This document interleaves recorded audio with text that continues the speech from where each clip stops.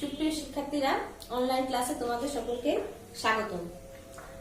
আমি ফারজানা আক্তার, প্রভাষক রসায়ন, বঙ্গবন্ধু কলেজ, শ্রীপুর, মাগুরা। শিক্ষার্থীরা, আজ আমি তোমাদেরকে আব্বাও নীতি, মুন্ডের নীতি এবং পাওলির বর্জনীতি সম্পর্কে পড়াবো। তো আসো, আজ আব্বাও নীতি। আব্বাও নীতি বলতে আমরা বুঝি ইলেকট্রন সমূহ বিভিন্ন অরবিটালে শক্তির নিম্ন ক্রম অনুসারে প্রবেশ করে। অর্থাৎ ইলেকট্রনগুলো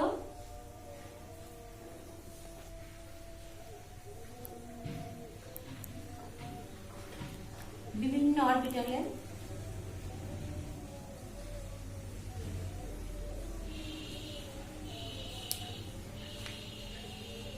তাদের শক্তির নিম্ন ক্রম অনুসারে প্রবেশ করে। নিম্ন ক্রম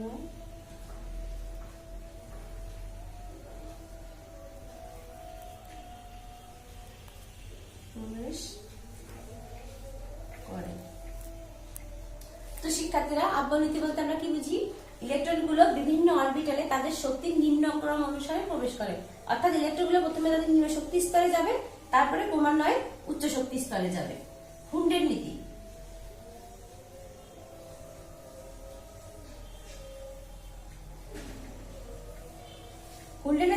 হুন্ডের নীতি বলতে আমরা বুঝি সমশক্তি সম্পন্ন অরবিটালগুলো ইলেকট্রন সমূহগুলো এমন ভাবে অবস্থান করে যেন তারা সর্বাধিক অযুগ্ম অবস্থায় থাকে। অর্থাৎ সমশক্তি সম্পন্ন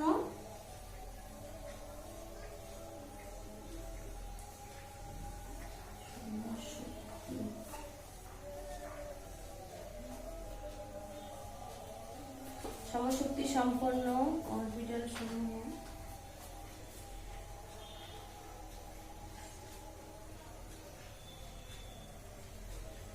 সমশক্তি সম্পন্ন অরবিটাল সমূহের ইলেকট্রনগুলো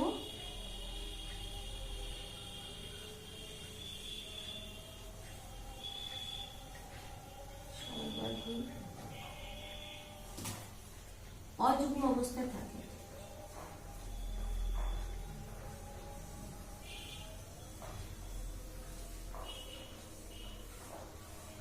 এবং সর্বদা একমুখী থাকে।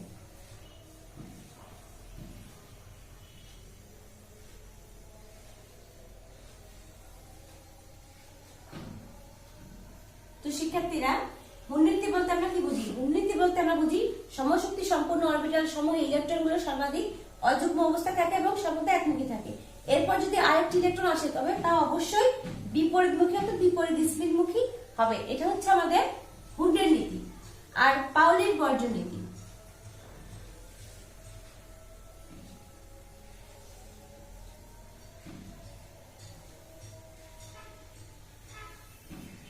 পাওলির বর্জনীতি আমরা বলতে বুঝি একই পরমাণুতে যে কোনো দুটি ইলেকট্রনের চারটি কোয়ান্টাম সংখ্যার মান কখনো এক হতে পারে না। অর্থাৎ একই পরমাণুতে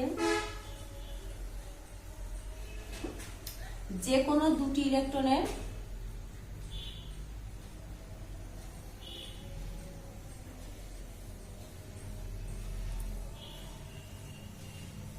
চারটি কোয়ান্টাম সংখ্যার মান কখনো এক হতে পারে না।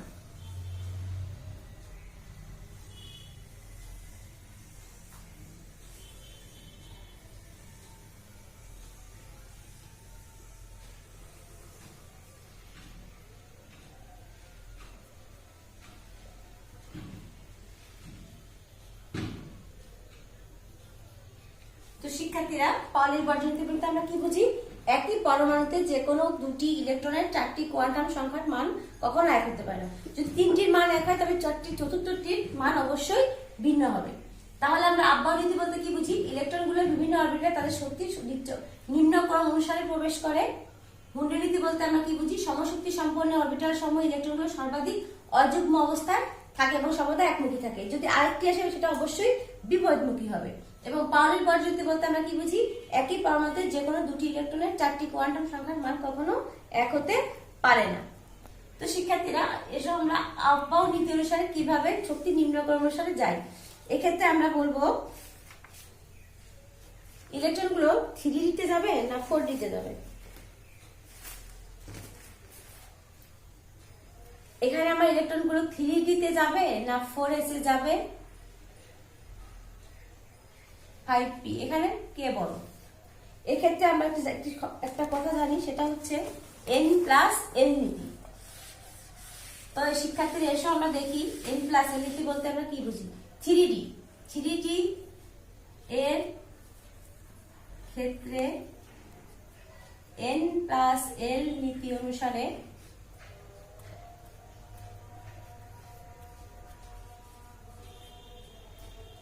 এখানে n+l, অর্থাৎ এখানে n এর মান হচ্ছে 3 আর l এর মান হচ্ছে 3d অর্থাৎ 2 অর্থাৎ 5। 4s এর ক্ষেত্রে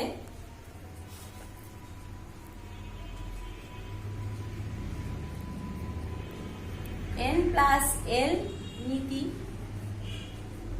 হবে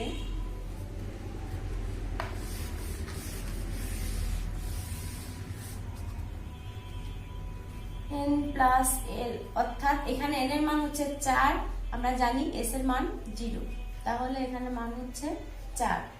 এবং p এর ক্ষেত্রে 4p এর ক্ষেত্রে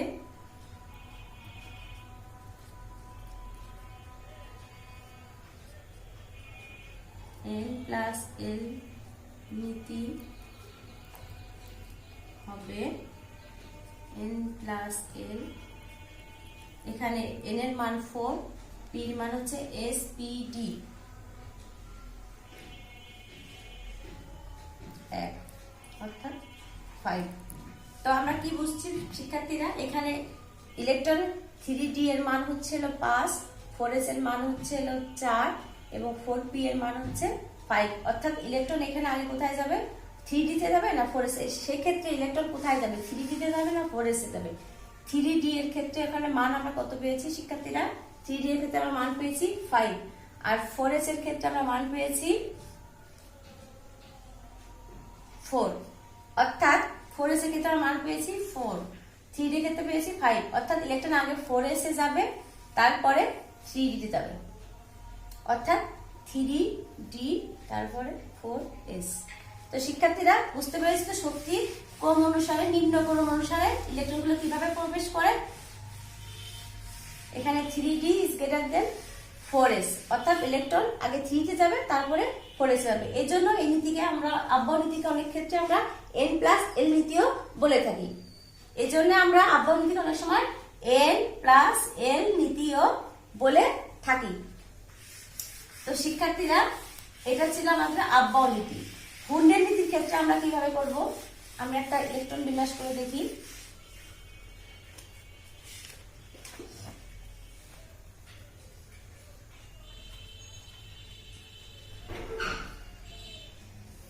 সমশক্তি সম্পন্ন ইলেকট্রনগুলো প্রথমে আমরা হুন্ডের নীতি সম্পর্কে জেনেছিলাম। সমশক্তি সম্পন্ন ইলেকট্রনগুলো এমন ভাবে অবস্থিত সর্বাধিক অযুগ্ম অবস্থা থাকে।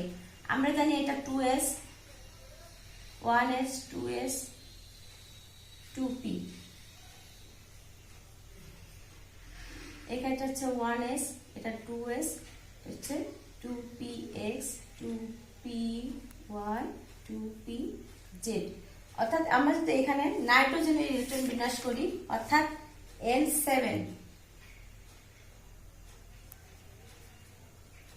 1s2, 2s2, 4, 5, 6, 7, 2s2, 2p,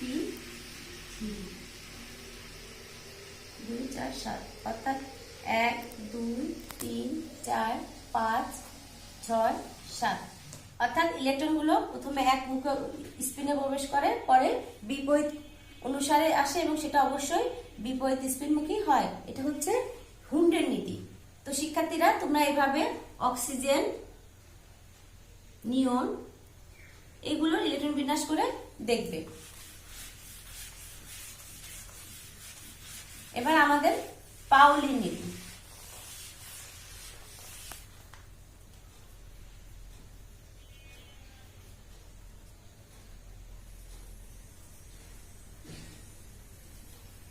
পাউলির বর্জন নীতি। পাউলির বর্জন নীতিতে আমরা কি শিখেছিলাম? একই পরমাণুতে যে কোনো দুটি ইলেকট্রনের চারটি কোয়ান্টাম সংখ্যার মান কখনো এক হতে পারে না। অর্থাৎ তিনটির মান যদি এক হয়, চতুর্থটির মান অবশ্যই আলাদা হবে। এই ক্ষেত্রে যদি আমার n এর মান এক হয়, n এর মান এক হয়, n l এর মান 0 হয় এবং m এর মান 0 হয়, তবে s এর মান প্লাস হাফ। সেক্ষেত্রে দ্বিতীয় ইলেকট্রনের ক্ষেত্রে, এটা হচ্ছে প্রথম ইলেকট্রনের ক্ষেত্রে,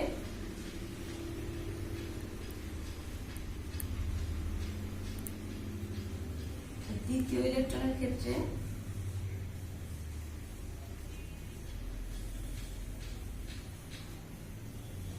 n এর মান 1, l এর মান 0, m এর মান 0, কিন্তু s এর মান অবশ্যই মাইনাস হাফ হবে। অর্থাৎ একই পরমাণুতে দুটি ইলেকট্রনের চারটি কোয়ান্টাম সংখ্যার মান কখনো এক হতে পারে না। তিনটির মান এক হলে চতুর্থটির মান অবশ্যই ভিন্ন হবে।